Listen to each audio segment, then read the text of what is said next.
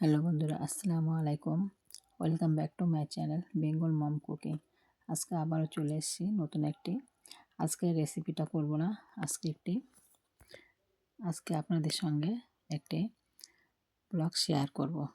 দেখুন, আজকে আমি বড়ি দেওয়ার ব্লগটা শেয়ার করব। আজকে কোনো রান্নার রেসিপি দেব না।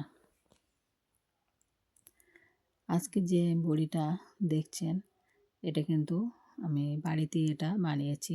এটা তরকারিতে দেওয়া হয় সেই বড়িটা। এটা কিন্তু বাজারেও কিনতে পাওয়া যায়।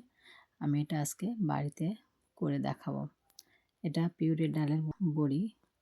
অনেকে আমাদের এখানে কিন্তু এটা তেওড়ের ডাল বলা হয়। দেখুন, বড় একটা আস্ত চাল কুমড়ো নিয়েছি। চাল কুমড়োটা কেটে ছোট ছোট করে পিস করে নেব। এর বীজগুলো বার করে পুরো পরিষ্কার করে ছিলে এর বীজগুলো সব বার করে দিতে হবে। পুরো খোলা ছিলে পুরো পরিষ্কার করে এটা ছিলে নিতে হবে প্রথমে।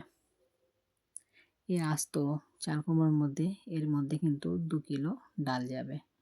এই জন্য সেই হিসাবে চাল কুমড়োটা নেওয়া।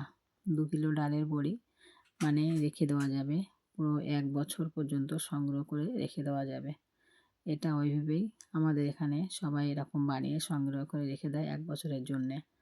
তো এটা কিন্তু শীতকালে খেতে বেশি ভালো লাগে, সব সবজিতেই দিলে, কিংবা আর শুধু আলু দিয়ে, কোনো বেগুন দিয়ে, যে কোনো তরকারির সঙ্গে দিয়ে রান্না করলে কিন্তু খুব সুন্দর লাগে খেতে।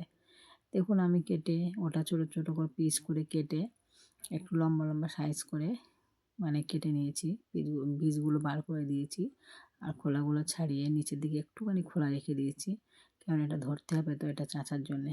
ভালো করে এটা ধুয়ে নিয়ে এসে আমি একটা ছিদ্র করা থালাতে, এটা কিন্তু বাড়ির ছিদ্র করা, এটা কিন্তু বাড়িতে আমি ছিদ্র করেছি। এটা ছিদ্র করা থালার উপরে দিয়ে এটা ভালো করে এটা চেঁচে নিতে হবে।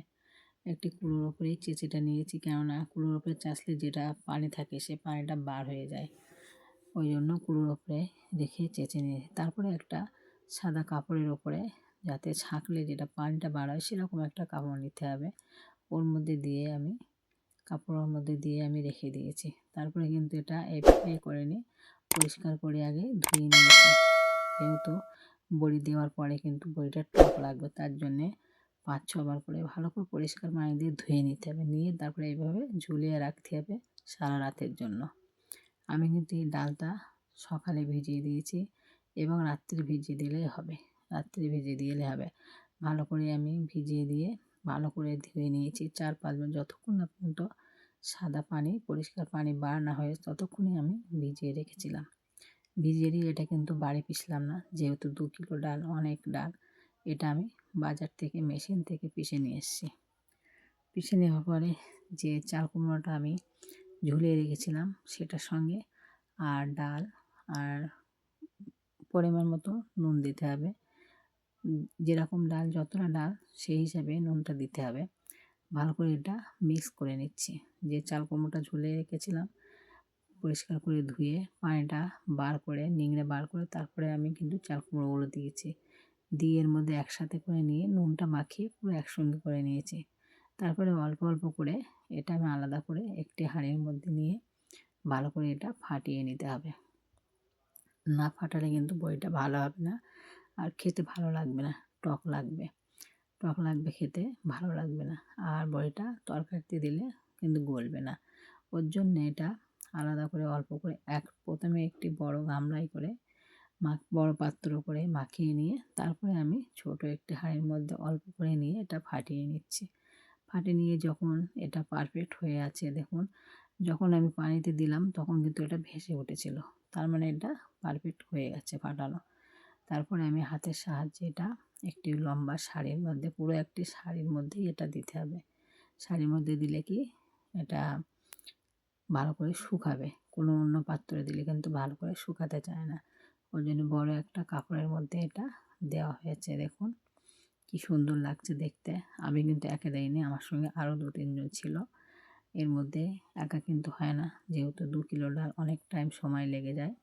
ওই জন্য এটা আমি 2-3 জন মিলেই এটা দেওয়া হয়েছে। তারপরে দেখুন, এটা 2 দিন ধরে এটা শুকাতে হবে রৌদ্রে, নাহলে কিন্তু 1 বছর ধরে সংগ্রহ করে রাখা যাবে না। এটা সব তরকারিতে দেওয়া যাবে, খেতে কিন্তু দারুণ টেস্ট। আপনারা অবশ্যই এভাবে করে বানিয়ে দেখবেন, খুব সুন্দর লাগে খেতে। আমরা কিন্তু এভাবে বানিয়ে রেখে দেই, 1 বছরের জন্য রেখে দেই, সংগ্রহ করে প্রতি তরকারিতে দেওয়া যায়। কেননা এখন শীতের সবজি, শীতের সময় এটা দেওয়া হয়, গরমকালে কিন্তু অতটা ভালো লাগে না। তাহলে শীতের সবজির সঙ্গে, সব সবজির সঙ্গে এটা খাওয়া যায় ভালো করে। দেখুন এটা কত সুন্দর, 2 দিন শুকিয়ে নিয়েছি, 2 দিন পর আমি এটা কাপড় থেকে উঠিয়ে নিচ্ছি।